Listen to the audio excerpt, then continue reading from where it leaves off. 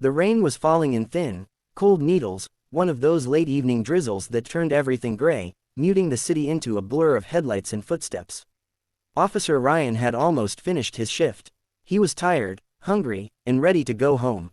But as he drove past the old bus station, something made him slow down. Two figures caught his eye. A woman, walking with a hesitant limp, and a little girl, no older than 7, clutching her hand so tightly her tiny knuckles looked like chalk. The girl kept glancing over her shoulder every few seconds, quick, sharp looks, as if she expected something terrible to be right behind them. Ryan's instinct sharpened instantly. He pulled over to the curb. The woman froze the moment she noticed the patrol car. She didn't step forward or glance away, she simply stopped. The girl, still holding her hand, took a half step in front of her, positioning herself like a miniature shield. That alone told Ryan everything he needed to know. They were scared. Not of the rain, not of the night, but of someone. He got out slowly, hands visible, voice steady. "Ma'am, are you all right?" Her lips parted, but instead of answering, a tremble ran through her body. The girl squeezed her hand even tighter, shaking her head at him defensively. "I'm not here to hurt you," he said gently. "I just want to make sure you're safe." Still nothing. The woman's torn coat fluttered in the wind. Her cheekbone was swollen, tinged with purple. A scrape along her jaw looked fresh. Her right wrist seemed stiff, as if it hurt to move. She kept glancing at the entrance of the bus station, like she had expected someone to burst through its doors any moment. Before the woman could force a reply, the little girl beat her to it. "Please don't take Mama away," she whispered, her voice cracking. Ryan felt that whisper hit him like a punch to the chest. Children didn't say things like that unless they'd been hurt badly. He lowered himself to one knee so he could meet the girl's eyes. Big, brown eyes, beautiful eyes, that looked far too old, too aware of fear. "No one is taking your mom anywhere," he told her, slow and calming. "You're together. You stay together. I promise." The girl blinked quickly, as if forcing back tears. Rainwater dripped from her hair onto her small backpack. A sudden roar of an engine echoed from a nearby street. A motorcycle. Loud. Close. The girl flinched violently, so hard she lost her balance for a second and nearly fell. Her mother yanked her into her arms, holding her tight. Ryan noticed the fear, the instinctive terror, the way the girl pressed her face into her mother's chest, eyes squeezed shut. "Okay," he murmured under his breath. "Something's not right here." He studied the woman. "Mama," he said softly, using the word on purpose, speaking to her role, not her identity. "Are you hurt?" Her throat bobbed as she swallowed. Her eyes glistened, but she shook her head. Too quickly. "What happened?" he asked. Silence. Ryan took a slow breath. "I'm not forcing you to tell me. But I can't help if I don't know what's going on." Still nothing. Then the little girl tugged at the woman's coat. "Mama," she whispered, "he's asking, we should tell him." "No," the woman murmured, her voice barely audible. "No, sweetheart," the girl insisted softly, "but I'm scared." At that, Ryan's heart twisted. The mother closed her eyes, shoulders trembling. She was fighting herself, fear battling desperation. She wanted safety, but terror held her tongue. Ryan tried again, voice low, patient. "Sweetheart," he said to the girl, "I promise you, you are safe here. But I need to know something important." He extended his hand, palm up, not to touch her, but to show he had nothing to hide. The girl stared at his hand, then at his eyes. Her lower lip trembled, her small fingers curled into fists. "Can I ask you a question?" he said. She nodded hesitantly. "Who hurt you?" The world seemed to stop. Rain pattered softly on the pavement. A taxi honked faintly in the distance. A shopkeeper rolled down a metal shutter with a screech. Life moved on around them, unaware of the small, shivering child frozen under a streetlight. The girl's breath hitched. She looked up at her mother. The woman shook her head frantically, silent pleading in her eyes. "Don't," her expression said.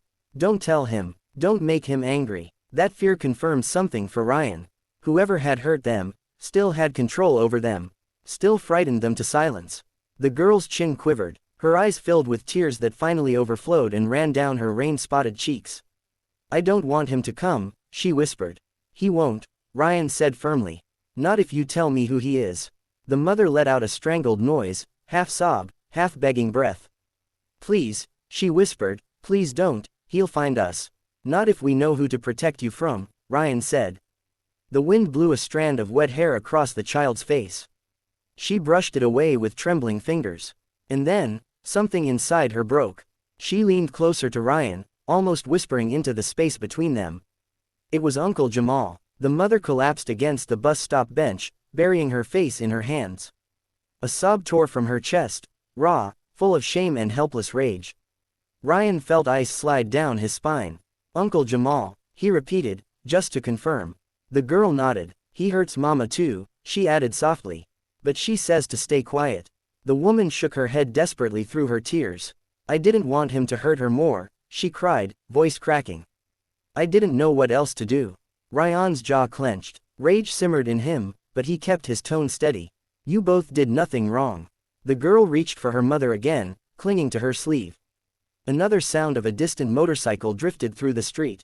Both mother and daughter froze. Ryan stood up sharply, scanning the road, instinctive alertness flooding him. A bike was approaching from the main street, but he couldn't see the rider's face. The little girl whispered, he came looking for us before. Terror flickered in her eyes. Ryan stepped in front of them, shielding them. Stay behind me. The motorcycle turned the corner and sped past without slowing, but the girl's rapid breathing didn't. She clung to her mother again, shaking uncontrollably. Ryan exhaled slowly, then turned back to them. You're coming with me, right now, both of you. The mother shook her head weakly. He'll follow us. He always follows. He won't touch you again, Ryan said, voice calm but edged with iron.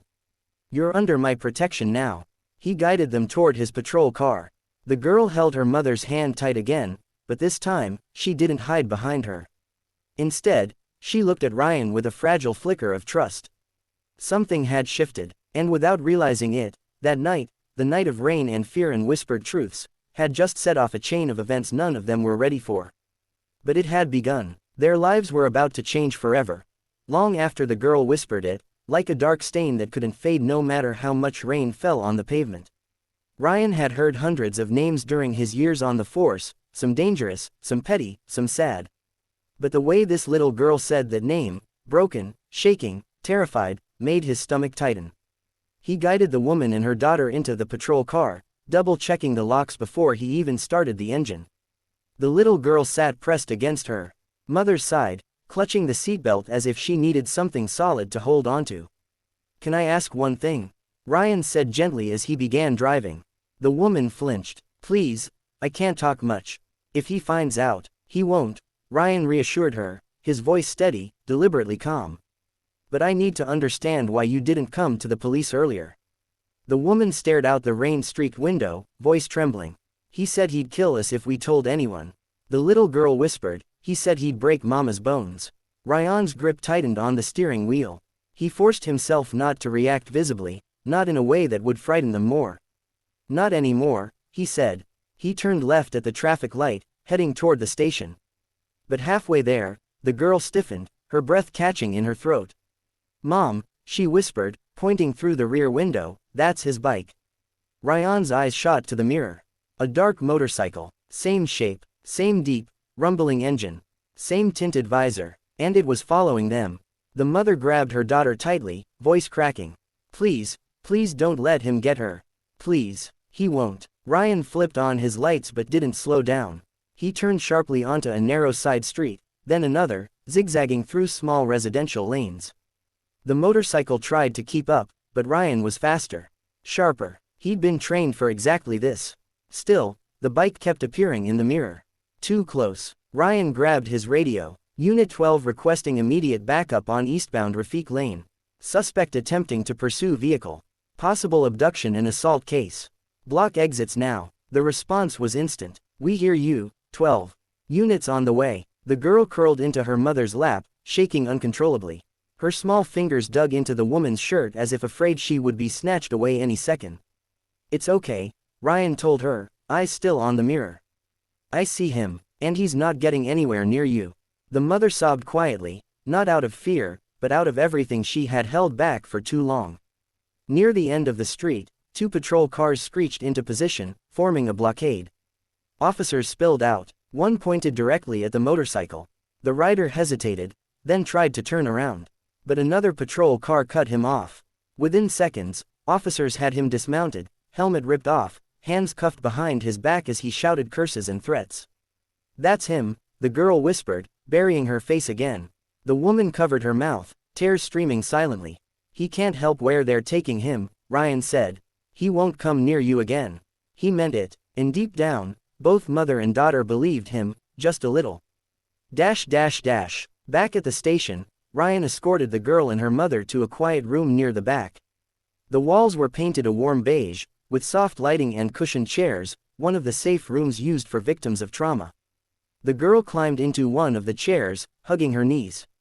Her mother sat next to her, holding her hand, as if afraid to let go. A female officer entered, offering blankets and warm cocoa. The girl took the mug with small trembling fingers, letting the steam warm her face. "Do you want me to stay?" Ryan asked gently. The girl nodded without hesitation. The mother whispered, "Please." So he stayed. He knelt beside the girl. "Can you tell me what he did? You don't have to say everything. Just what's important." The girl looked down into her cocoa. "He scares me. Every day. He yells at mama. He pushed her. He hit her. He said if she told anyone, he'd hurt me too. He said I belong to him." The mother broke down in tears, covering her face. "I tried to protect her," she sobbed. "I did everything I could.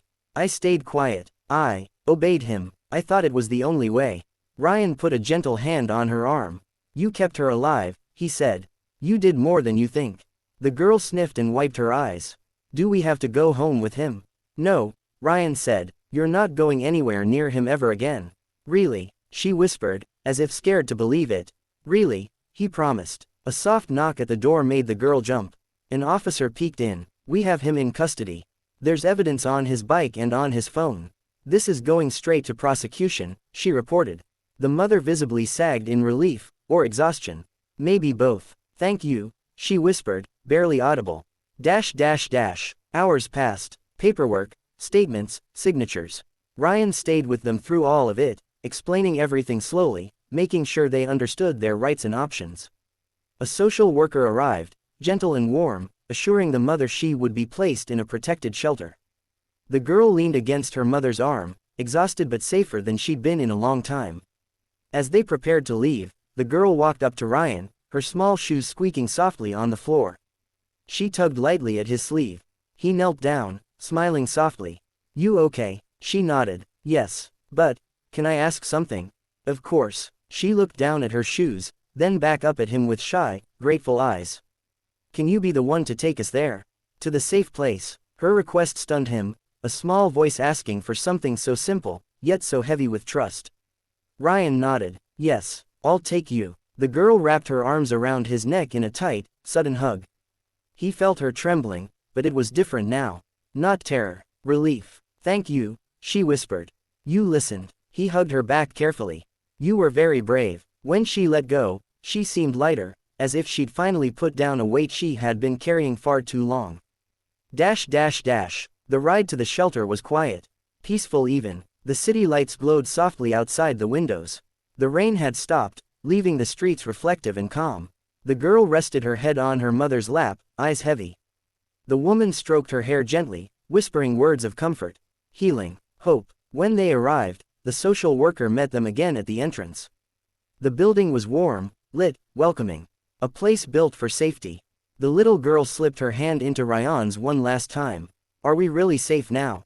she asked. "Yes," he said, "you're finally safe." The mother looked at him, tears in her eyes, not of fear anymore, but gratitude. "I don't know how to thank you," she whispered. "You already did," he replied, glancing at the girl. "She trusted me. That's more than enough." The girl let go of his hand slowly, giving him a small, brave smile before following her mother inside. Ryan watched them disappear through the shelter doors. For the first time that night, he let out a deep breath. The nightmare was over, and for that little girl and her mother, it was the beginning of a new life.